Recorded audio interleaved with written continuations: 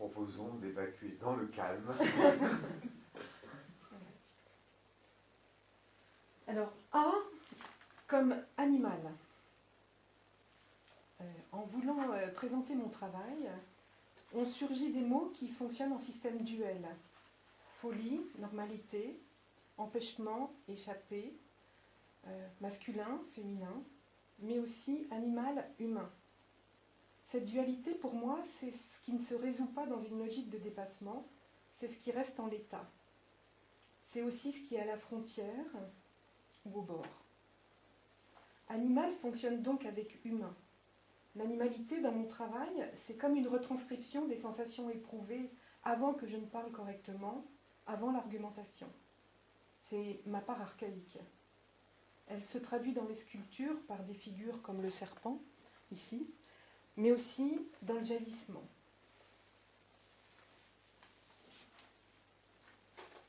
B comme blé, 1972. Sur ce lit défait, souple, chaud, pareil à nos muscles, l'aurore nous apporte des galettes de blé dur. Tu balbuties, j'essuie tes lèvres et te soulèves, ô fragile, comme si tu devais mourir d'une leucémie. C'est comme colonne. D'aussi loin que je m'en souvienne, j'ai toujours eu mal à la colonne, ma colonne vertébrale. Il y a des douleurs qui rappellent votre humanité, et celle-là en fait partie. Quand je sculpte le bois, les tensions de la colonne deviennent des nœuds, des torsions, se transforment en autant de marques, de signes, qu'il me faut sortir du bois et exhiber. Les sensations du corps sont un moteur de travail, et j'aimerais trouver, à vrai dire, quand je travaille, des équivalents formels qui ne passent pas seulement par le figuratif. À suivre. D comme d'un mirage, pour Louis. Au cœur de l'après-midi, cet arabe sans âge qui ramène au troupeau les caddies, éparpillés sur le parking désert. E comme empêchement. Ce qui m'intéresse avec ce mot, c'est de voir ce qui se passe dans cette zone limite dont je parlais tout à l'heure, entre empêchement et liberté par exemple. Est-ce que la tension créée entre les termes opposés peut créer une forme intéressante ?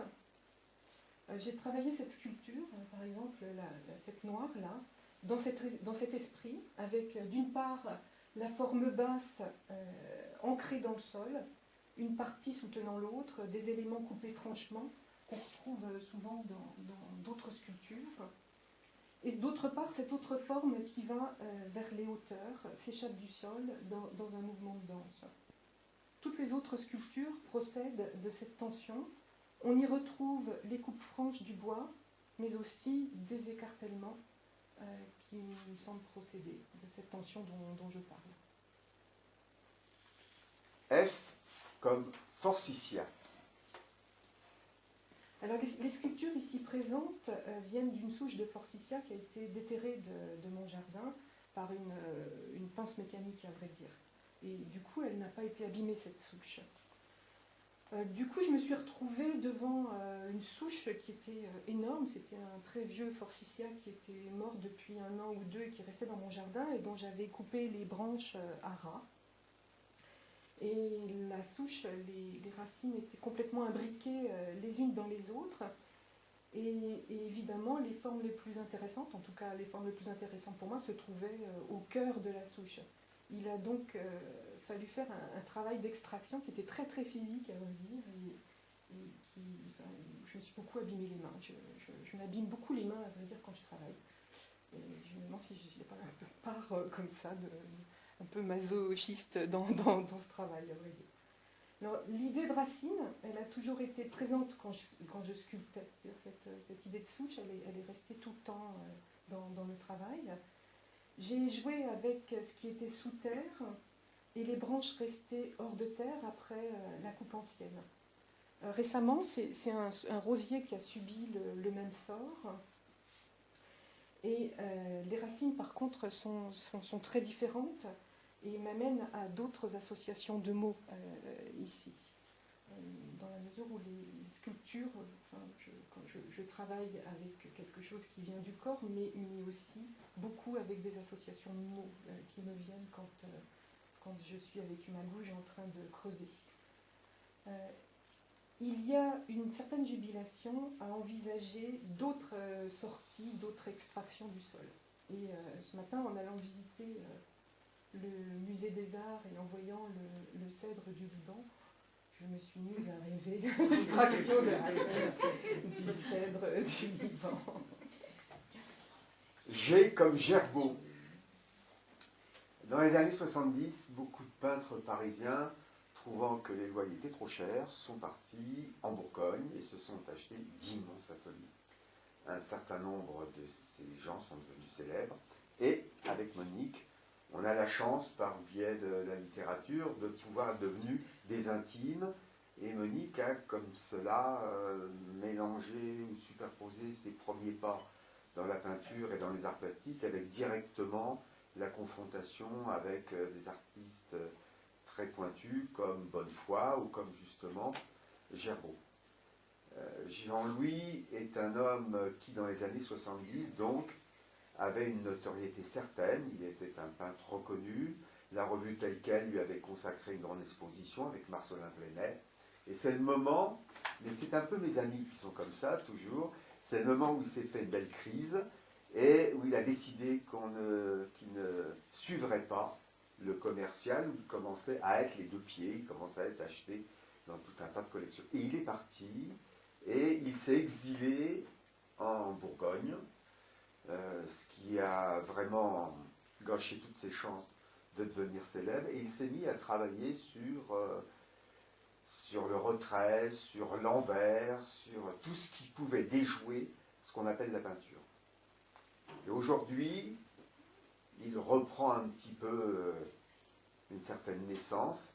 De nouveau, avec ses nouveaux travaux, il apparaît au premier plan. On voit bien qu'un certain nombre de galeries commencent à regarder de son côté, qu'une opération comme les peintures dans les chapelles font de lui un peu le fer de lance. Et je crois que de loin, parce que Monique n'est pas spécialement d'accord avec lui, mais de loin, il l'a poussé à chercher autre chose que le simple geste de peindre, et notamment ça explique tout ce qui, à partir de ces sculptures, va vers la prise en compte de l'ombre, et tout ce qui, dans ses travaux sur le verre et le verre cassé, explique qu'elle cherche des superpositions, et un jour viendra, proche, où les tableaux seront décalés des simèses, de manière à ce qu'elles puissent entièrement jouer avec les ombres. H comme hommage aux polyphonies. Comme un passant de cuir à la ceinture d'un berger, le hameau a glissé le long de la route, jusqu'au virage d'où les phares éclairent par moments l'hôtel signalé dans le guide du routard et l'assemblée de héros secondaires qui, par méfiance atavique, baissent la voix au passage des voitures. Plus bas, l'ombre a pris la mesure de la chaleur. Plus haut, des bêtes effrayées changent de proportion. À 5 autour de la table, ils tiennent un langage d'avant la radio, d'avant qu'on les pousse à abandonner un isolement heureux. Jadis, beaucoup sont partis sous Aldébaran, Sirius et Altaïr vers une terre australe, une saison boréale, la recherche d'un pourquoi. Eux sont demeurés a cappella, près de l'âme qui les a retenus. Un pied dans l'âge qui échappe aux avis, l'autre dans la chance d'avoir évité le pire, ils occupent désormais la place des vieux. pris dans le sac que dessinent les bruits de la fontaine. Il commente les nouvelles de la vallée, qui sont histoires d'argent et de filles, de moutons et de maquis. Bons ou cruels, les événements teintent comme des glaçons, tandis que des plus jeunes, la voiture, le long du muret aux velléités de rempart, cause de seins, de chattes, de cul. Autant de mots qui rougeoient dans la nuit. Les femmes, de leur âge, n'ont pas de véhicule, ils réclament qu'on les accompagne, ce à quoi ils répondent en exigeant le silence. Enfin, jusqu'à l'arrivée de la rousse aux bijoux, et les mous suggèrent alors qu'avec elle, seulement ils mentent et le savent. Car, en défi de profil de médaille, ils n'inventent et n'en vivent que proche d'eux. Prédateurs mille fois haïs, ils furent, dans les bals et dans les chœurs, ceux qui remportèrent le plus de succès. Bien qu'aujourd'hui, ils légifèrent et se montrent attentifs à l'honneur de leurs filles, aux écarts du chant les plus infimes, on distingue toujours dans les combes l'insomnie des fermes dans lesquelles gît un écorché. En retrait, des anges qui peuvent tout connaître de telle vie, boivent juste l'apparence du rosé. Ils sont installés de manière à ce que le dossier ne déchire point leurs ailes. Le drapé des vêtements, les couleurs aussi, montrent qu'ils dorment volontiers dans les fresques. Quand la dernière odeur, claquant des doigts, éteint la fontaine, ils se lèvent et marchent au-delà des granges. De là, ils imaginent mieux les galaxies. Lorsqu'il faudra aux nébuleuses 1 millier d'années pour émettre la moindre lumière, encore qu'il s'agisse là d'une vue d'esprit. Même eux ignorent, même eux hésitent entre l'hypothèse d'une expansion inextinguie de l'univers vers la fin des énergies et celle d'une régression vers le Big Bang que des vigies pourraient un jour détecter grâce à d'infimes modifications du rayonnement. Des vigies comparables aux jeunes gens qui chantent bien dans leur voix, la main sur l'oreille, mais l'être élevé au carré du carré.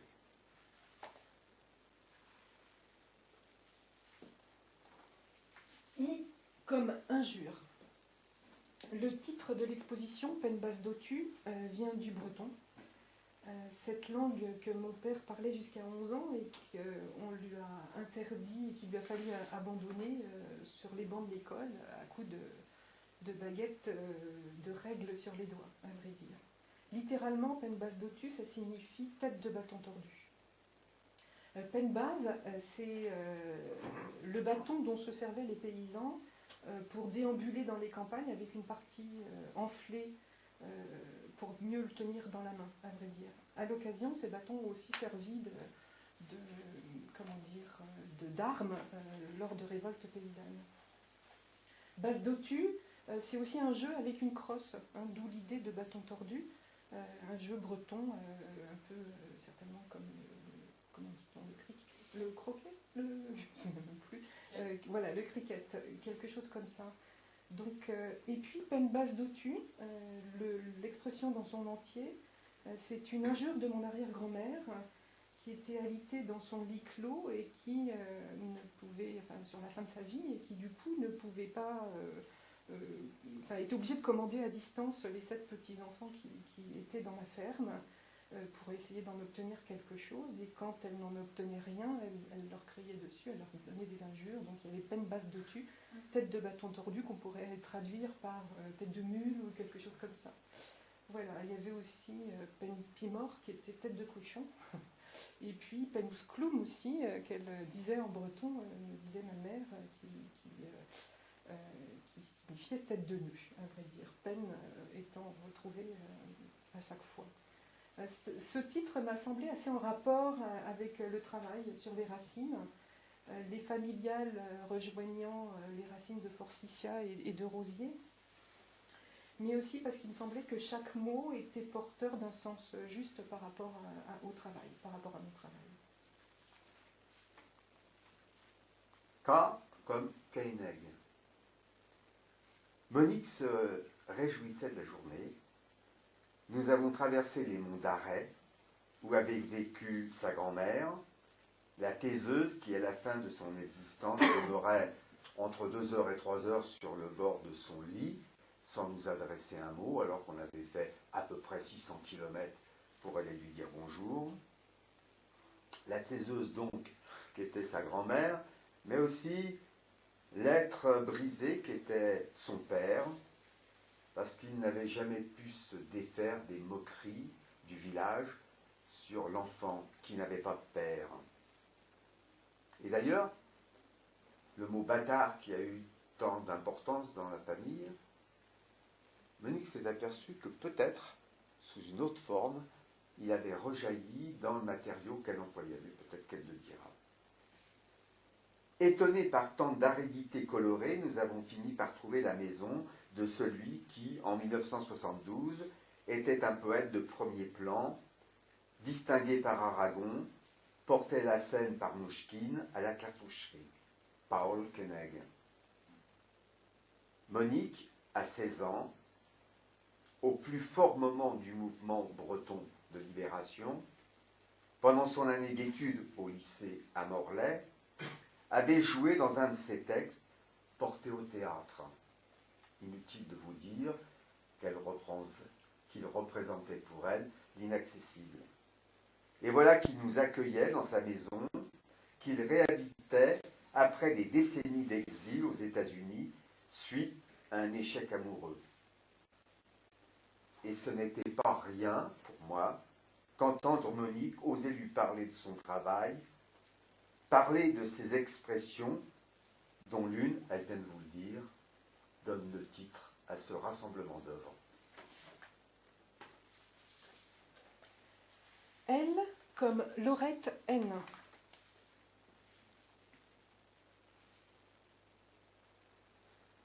Peut-être qu'un soir, au milieu de son âge, éprouvant le besoin de retrouver la plage au milieu de galets, elle partira, munie des cartes imparfaites de la mémoire, et peut-être qu'un soir, après 1000 hâtes, guidée par les exhortations des mouettes, elle stoppera sur une digue et sentira, au spectacle d'un père et de sa fille, voulant ceinturer un phare de leurs bras, monter en elle la voix de ce qui n'a pas de prix. M comme musique. Quand je travaille, j'écoute le plus souvent en boucle des CD entiers, à vrai dire, jusqu'au rejet quelquefois complet. Pour ces pièces et pour les tableaux de verre sont passés Handel, Bernard Lavilliers, Michel Jonas, Björk, Affiletta, un groupe de chanteurs polyphonie corse, Camille, qui est passé à Tours il y a quelque temps, je crois, Catherine Ringer, d'Erita Mitsuko, et en ce moment un chanteur argentin qui s'appelle Melango. Je me pose quelquefois la question de l'influence des musiques sur le travail. Et là, celle-ci, qui m'apparaissait un peu comme christique, je n'ai pas arrêté de travailler avec la musique d'Handel derrière, à vrai dire, en boucle. Voilà, je voulais juste relever cette chose-là, peut-être. N comme nervure, 1972. Prise au calcaire, la vie n'était plus que nervure. Sa multitude, en ses plis, dessinait des reliefs très fins du secondaire. Si bien que je mis longtemps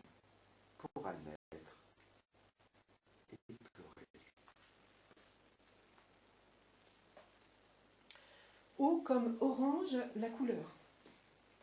Alors j'ai longtemps cru que j'avais un problème avec les couleurs, leur mélange, jusqu'à ce que je me rende compte qu'en fin de compte, la peinture acrylique que j'utilisais s'accordait mal avec mon rythme de travail, tout du moins avec les associations de couleurs. Elle sèche très vite et elle permet difficilement le repentir, à vrai dire. C'est pourtant l'acrylique que j'utilise, mais très dilué ici, et en fin de compte sans mélange. Enfin, sans mélange ici, il y a les mélanges de base, mais ensuite je ne les associe pas. C'est-à-dire que c'est en fin de compte des couleurs monochromes quasiment qui sont appliquées sur le bois. J'utilise la peinture acrylique là, donc très diluée de manière et en couches successives pour obtenir un peu ce glacis qui fige le bois voilà, qui donne quelque chose un peu comme ça, d'une cristallisation, quelque chose d'un peu figé qui m'intéresse. Voilà, mais je sais que les couleurs, j'ai utilisé beaucoup de orange là et de blanc, c'est un blanc zinc, le même que celui que tu utilises toi aussi pour tes tableaux.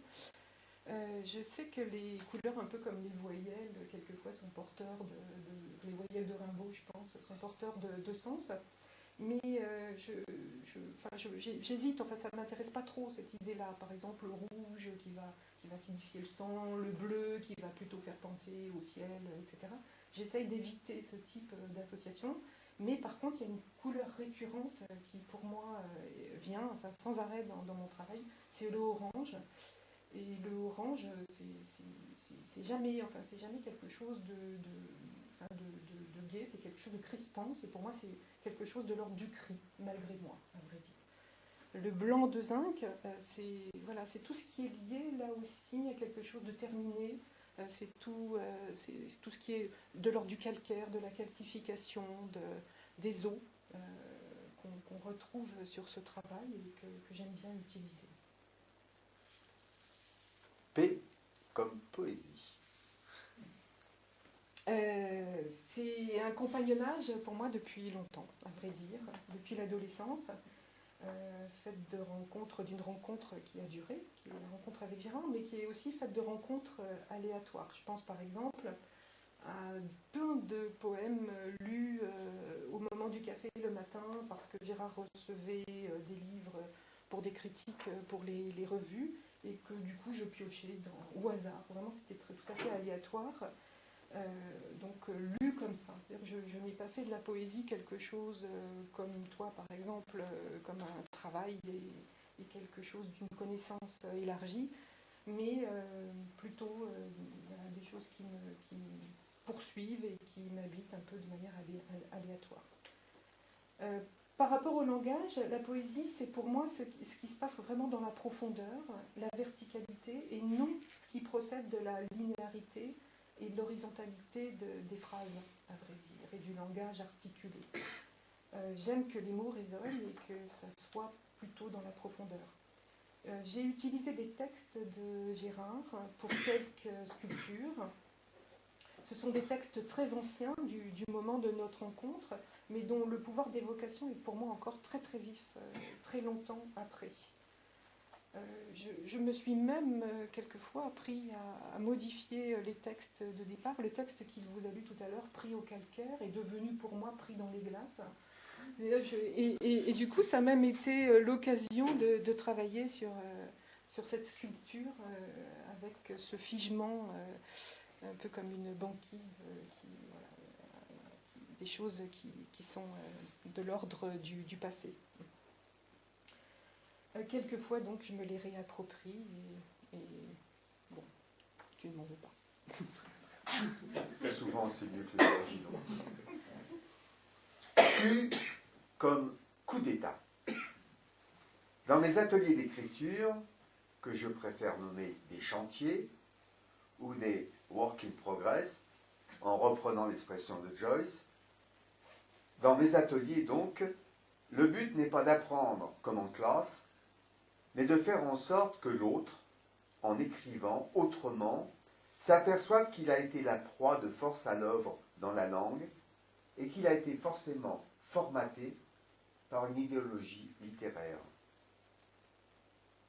à partir de contraintes tirées de l'œuvre de tel ou tel poète, j'organise des prises de la Bastille, des occasions de prendre l'initiative, ce qui fait croire à chacun qu'il ne pourra jamais écrire. Un individu est obligé de se penser écrivain, ou danseur, ou peintre, artiste, avant que socialement il ait le droit de prétendre à cette identification. S'il ne passe pas par ce coup d'État, il lui manquera la visée, la rigueur, la volonté d'accomplissement qui fait sortir des ghettos de l'insuffisance. L'autoproclamation silencieuse est nécessaire contre les barrières sociales, les pesanteurs culturelles, la vie familiale, la condition féminine, les inhibitions, à condition toutefois de ne pas céder au piège de l'ego. Alors, R comme recouvrance. Il y a des mots, à vrai dire, que l'on trouve beaux. Récemment, je lisais que le chanteur Benjamin Biolay avait intitulé son dernier album « Vengeance », non pas du tout parce qu'il avait un désir de vengeance, mais parce qu'il trouvait que ce mot résonnait bien pour lui. Et recouvrance, ça sonne assez fort pour moi aussi. À vrai dire, c'est le nom d'un village sur la route, quand on va en Bretagne, sur l'autoroute. En bordure de l'autoroute, il y a une sortie pour recouvrance. Mais je n'y arrêterai jamais, à vrai dire. Je me suis dit, malgré l'envie que j'en ai, j'ai trop peur d'être déçue, de la même manière que je n'irai pas à Vancouver, malgré ou grâce au vers de Marcel Thierry, toi qui pâlis au nom de Vancouver. Recouvrance, Vancouver, c'est un mot fort. Recouvrance, recouvrir, c'est ce que je fais avec mes glacis de peinture acrylique sur le bois. Ces glacis ne recouvrent pas tout, à vrai dire. J'aime laisser effleurer le bois, l'écorce par endroits, comme des micro-espaces où le regard peut s'arrêter et réinterpréter une première lecture qui peut se faire simplement dans la déambulation. S comme statue ou sculpture. Je ne sais comment nommer les œuvres ici exposées. Statue correspond à ce qui en elle a à voir avec la verticalité humaine. Ces racines, devenues des œuvres, ont par exemple à voir avec les énergies qui ont un sexe. Elles sont des humanités hybrides qui cherchent une forme. Elles sont des humanités baroques, des humanités qui veulent qu'on tourne doucement autour d'elles pour remarquer leurs différences, qui réclament qu'on revienne les voir pour que l'on puisse apercevoir leurs différents centres de gravité. Et dans le même temps, cet anthropomorphisme me gêne, car il me fait perdre de vue ce qui a un caractère purement formel, ce qui a un caractère de flamme, de surgissement d'un inconscient qui n'a ni logique, ni échelle de temps. La question que je me pose en descendant de son atelier, c'est: et si ces sculptures avaient pour dénominateur commun l'attente d'une jeune conscience qui a mal, qui en a assez d'être enfermée? T comme Tractatus. Le Tractatus, c'est un livre fameux d'un philosophe, Wittgenstein, du début du siècle. Dans le Tractatus, il y a la distinction entre le dicible et l'indicible. Le fait que les choses les plus importantes ne peuvent pas se dire, mais seulement se montrer, ce qui crée immédiatement la tentation d'essayer de les dire de façon détournée. Évidemment, cette tentative n'a rien à voir avec Wittgenstein, car, comme l'avait dit Ramsay, ce qu'on ne peut pas dire, on ne peut pas non plus le siffler. Jacques Bouvresse, le philosophe et le réel. U comme une citation. On a déjà utilisé un petit peu les forces et les analyses de Deleuze, qui était un philosophe qu'on aime bien regarder avec Monique, puisqu'il a la bonne idée de créer des abécédaires et de les enregistrer sur disque. Une citation donc de l'ami Deleuze, dans un livre que je recommande à tout le monde, parce que c'est l'un des rares livres qui ne soit pas un livre de spécialistes de la philosophie, écrit par un grand philosophe. On a vécu longtemps sur une conception énergétique du mouvement. Il y a un point d'appui, ou bien on est source de mouvement. C'est courir, lancer le poids, etc. C'est un effort, c'est une résistance avec un point d'origine, un levier. Or, aujourd'hui, on voit que le mouvement se définit de moins en moins à partir de l'insertion d'un point de levier. Tous les nouveaux sports, surf, planche à voile, deltaplane, répondent à cette question. Comment faire pour s'insérer dans une onde pré-distance? Ce n'est plus une origine comme point de départ, c'est une manière de mise en orbite. Comment se faire accepter dans le mouvement d'une grande vague, d'une colonne d'air ascendante? On arrive, entre, au lieu d'être à l'origine d'un effort. C'est fondamental. V. Comme verre ou fer. La sonore et la sourde. À vrai dire, j'ai des problèmes de dyslexie. V. W maintenant. W. Comme Wanders. Le cinéaste. J'ai le souvenir dans le film Alice dans les villes d'un long plan séquence où il y a un petit garçon qui est sur un vélo avec des grosses roues là, et qui est en train de cavaler sur son vélo avec un air goulu, et de temps en temps il regarde la caméra qui doit le suivre dans un long travelling. Et ce plan séquence permet de regarder à l'arrière la Roure et les paysages industriels de la Roure. Je parle de cela parce que ce plan séquence met en relation ici des éléments d'une époque, un rapport au temps que Wenders a développé dans d'autres films auxquels je suis sensible, enfin je pense au fil du temps, mais d'autres films encore. Ici encore, il est question de ce rapport entre la profondeur, à vrai dire, de champ offert par le plan séquence et la linéarité dont je parlais tout à l'heure avec ce petit garçon et cette possibilité d'avoir ces deux espaces de lecture et de saisissement en même temps en tant que récepteur. Je trouve ça très fort. X. Y. Ah oui, pardon. Comme inconnu.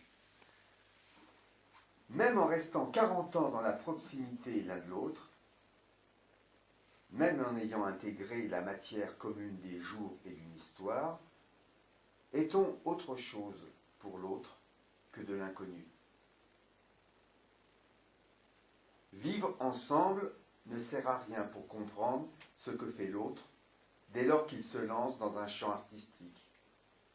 On est obligé de repartir à zéro, de se défaire des fausses certitudes ou des certitudes uniquement valables pour le quotidien.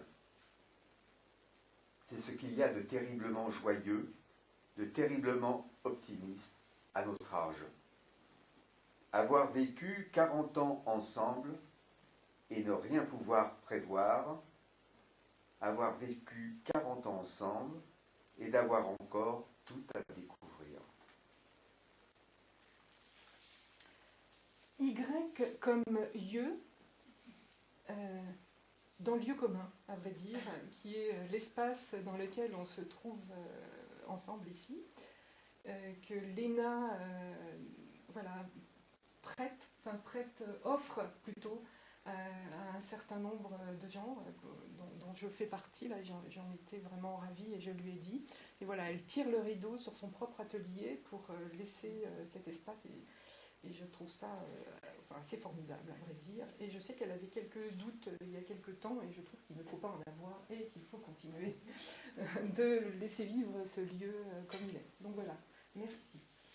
Après, Y comme lieu, Z comme yeux. J'étais il y a quelque temps à Lyon où j'ai fait un atelier assez long de plusieurs mois avec des pitchouns de CP. Et en fait, comme c'était quelque chose qui était missionné par le ministère, bien sûr, à la fin, il fallait rendre compte et un journaliste est arrivé, la caméra sur l'épaule, le mégot, et a dit non, non, non, moi, je ne veux pas le poète, basta, un gosse. On lui a dit, ben, je sais pas, prenez la petite fille, là, le gosse la regardait comme ça. Ils sont partis dans une pièce. Et quelques minutes après, mon journaliste n'avait plus de mégot, il avait la caméra en berne. J'ai dit, mais enfin, ça s'est mal passé, qu'est-ce qu'il y a eu? Et vous m'excusez, il dit, non, non, simplement, je crois que j'ai eu l'air d'un con, parce que j'ai dit à la petite fille, alors la poésie, c'est quand il y a des rimes? Et la gosse, du haut de ses 6 ans et demi, il l'a regardé dans les yeux, elle dit, pas toujours, monsieur. La poésie, c'est quand il y a des mots et qu'on lève les yeux en disant « Ah oui !» Et c'est tout ce que je souhaite à Monique, c'est qu'on regarde ces statues en disant « Ah oui !»